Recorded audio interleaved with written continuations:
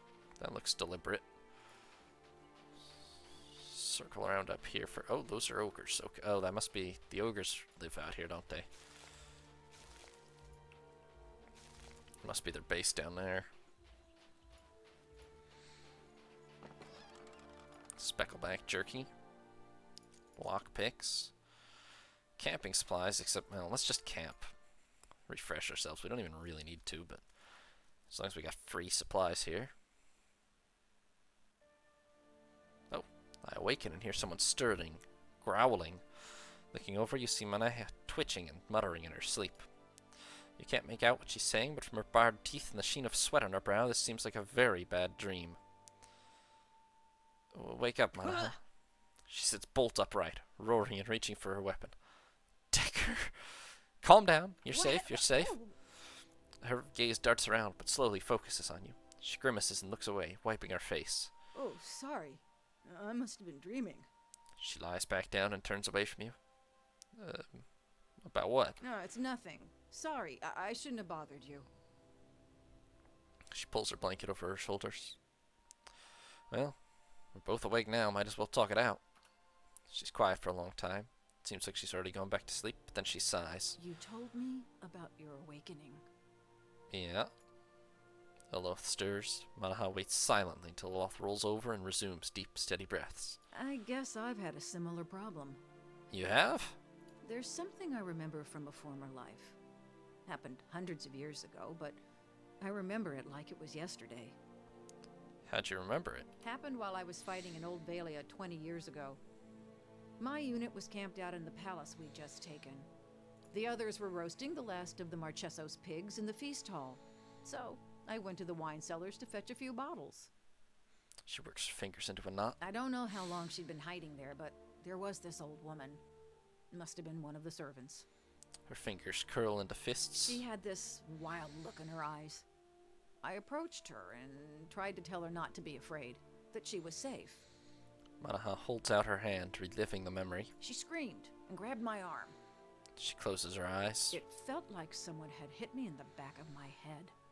I blacked out for a few minutes, and when I came to, she was gone.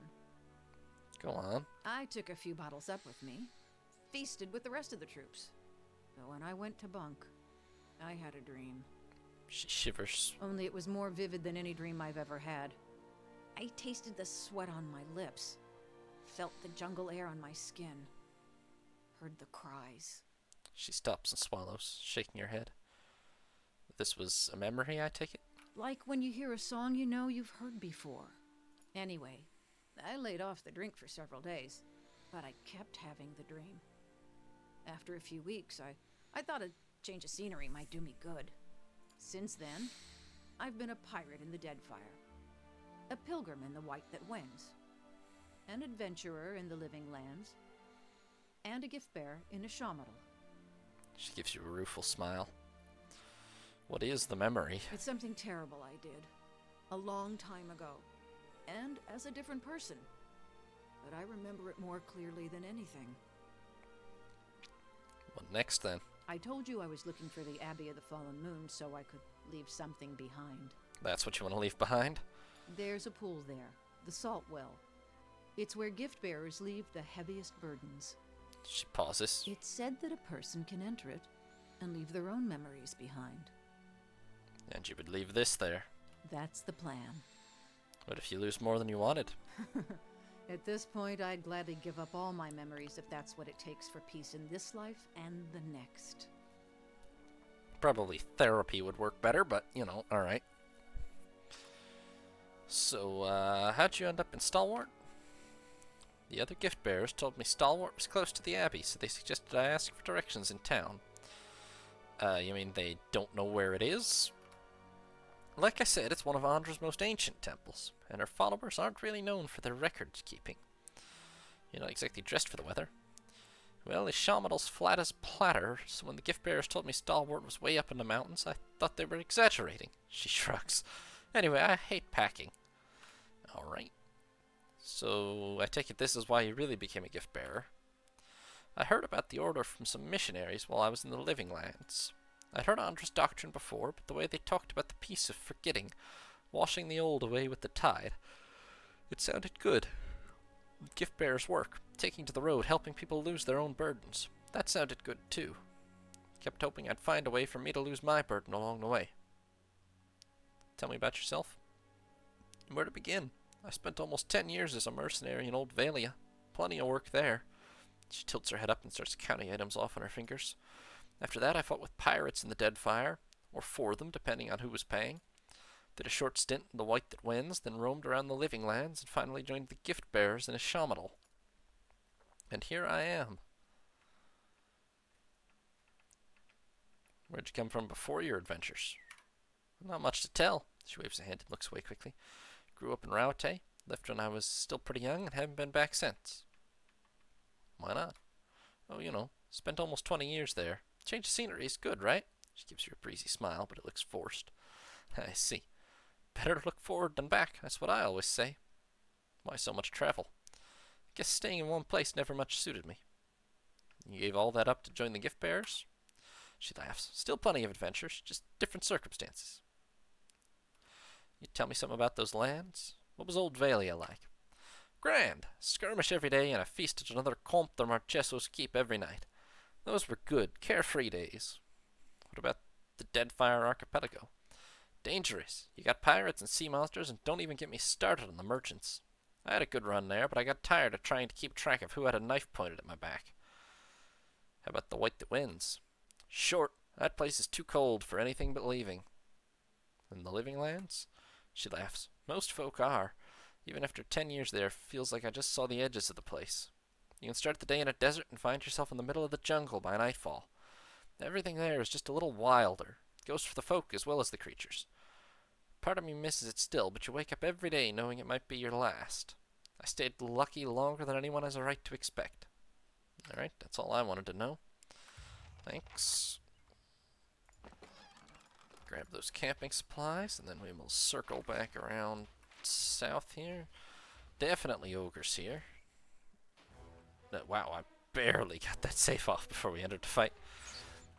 Not that I expect them to be a huge difficulty, but yeah. Let's go ahead and wipe these guys out. Ouch. Alright. A little bit of a fireball wouldn't hurt.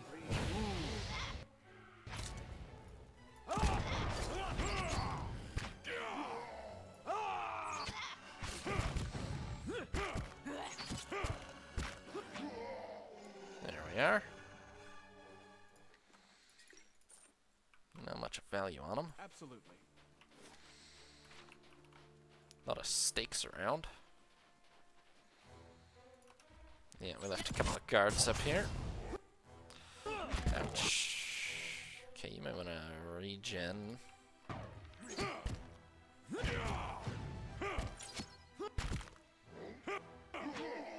Stand together. Kind of feeling you didn't ever. Yeah. Wasn't really that much endurance, actually. Oh, well, they're dead. Absolutely.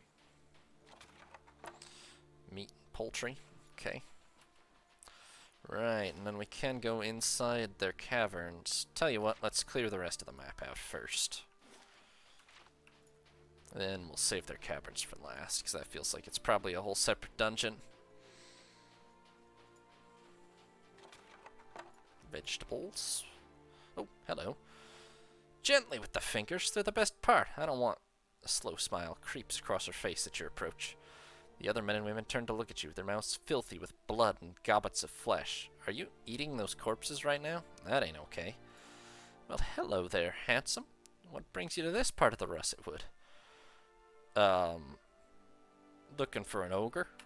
Oh, how nice. She's staring at you intently now and doesn't appear to have heard your answer. My, you look absolutely mouth-watering. She licks her lips. Roll my eyes. Yep. Okay. Cannibals.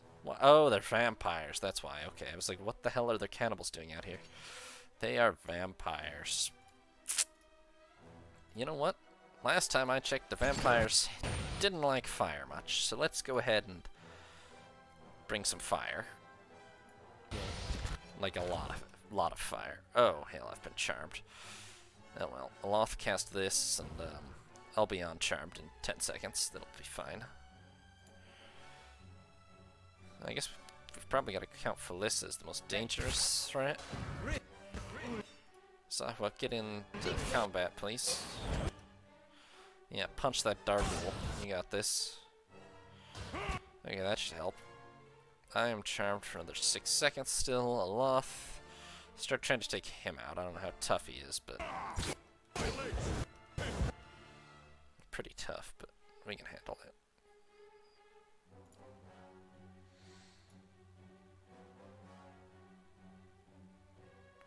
Tell you what, let's see how this does, eh? Oh, they are all immune to poison. In that case, that's only going to hurt us. Not great. Okay. Oh, hell, Aloth's been charmed now. At least mine is borne off. Okay.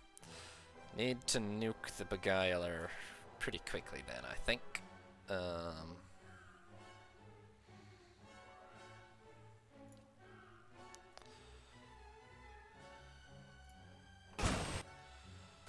If I'm willing to run through the fire real quick. And a little closer. And... yeah. That should work.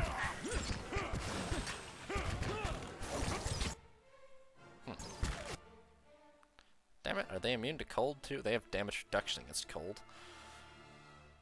And against fire. What do they not have? I guess it's better against cold than it is against fire. Alright, let's just hit him with this and hope he dies. You go for this. Sahwa, you're injured, so well, you just killed that guy, didn't you? Alright, go for this one. That attacks. Scani, why don't you fire this at Felissa?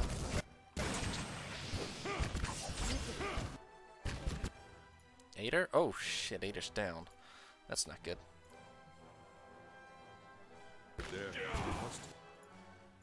Okay, Aloth is on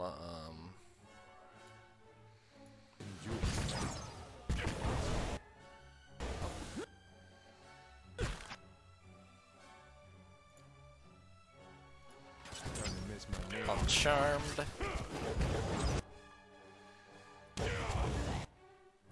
Yeah, I think long term the fire thing is working. It's just taking a while.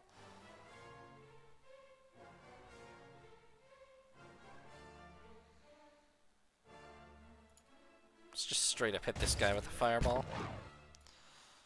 Probably not very efficient, actually. Let's just maybe go for another... well, yeah, alright, go for the fireball. Aloth, why don't you...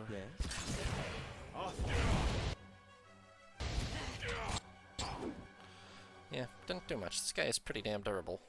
I'm here. Marissa, why don't you,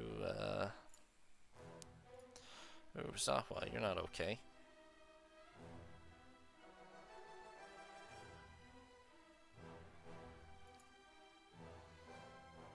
Well, why don't you just kick this dark... oh, nope, you died. Okay, well... you tried.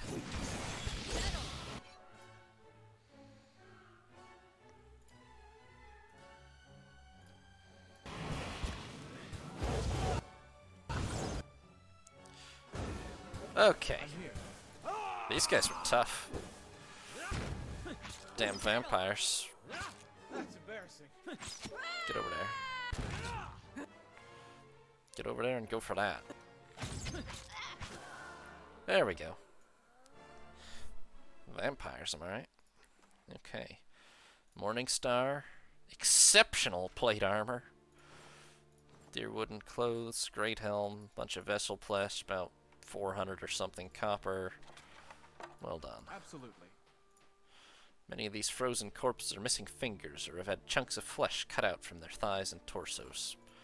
Yeah, not disturbing at all, vampires. Oops, leaving Ader in the, I'm leaving half the party behind. I'm here. Get down here, folks. Ooh, box. Clothes, hood, grappling hook, camping supplies. Maybe on the way back up we'll camp again.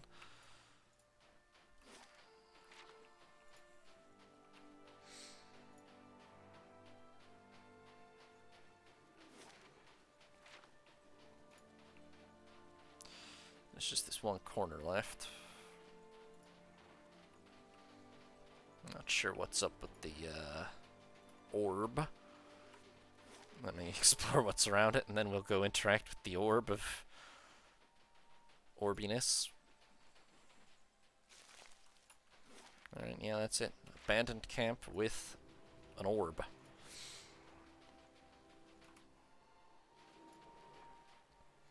This cracked wooden staff is nearly buried beneath the frost and snow. To your senses, the gathered essence shines like a beacon.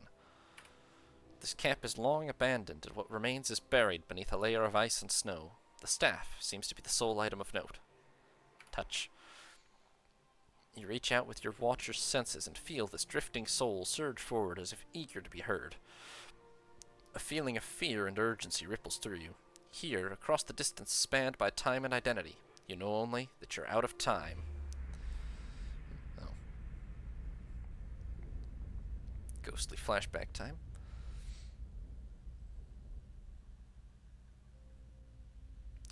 Did you think to Did you think to escape me by climbing a mountain? I would have tracked you across the sea, thief. Please, Master, have mercy. I kept the grimoire hidden safely away, and I can take you to it. The book is nothing. If you had studied a little longer, you might have learned that. But no apprentice of mine will steal from me and live. Wait, no! Oh, he got real killed, yep. Does that mean the book's still around here somewhere?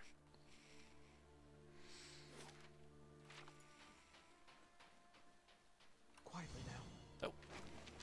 I see.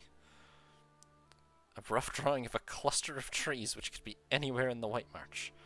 Well, that's super unhelpful. But it's alright, because I will definitely cheat in order to find that. I'm not literally going to examine every cluster of trees in the whole damn White March. There's like 30 of them on this map alone. That's where those camping supplies were. Yeah, alright, let's camp.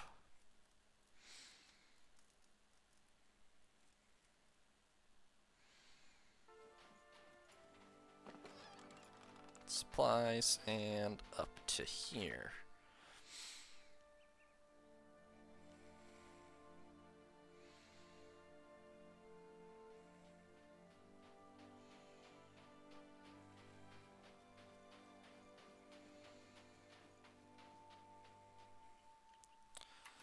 Alright, so we are next going to head into these caverns, but that's going to be it for now, guys.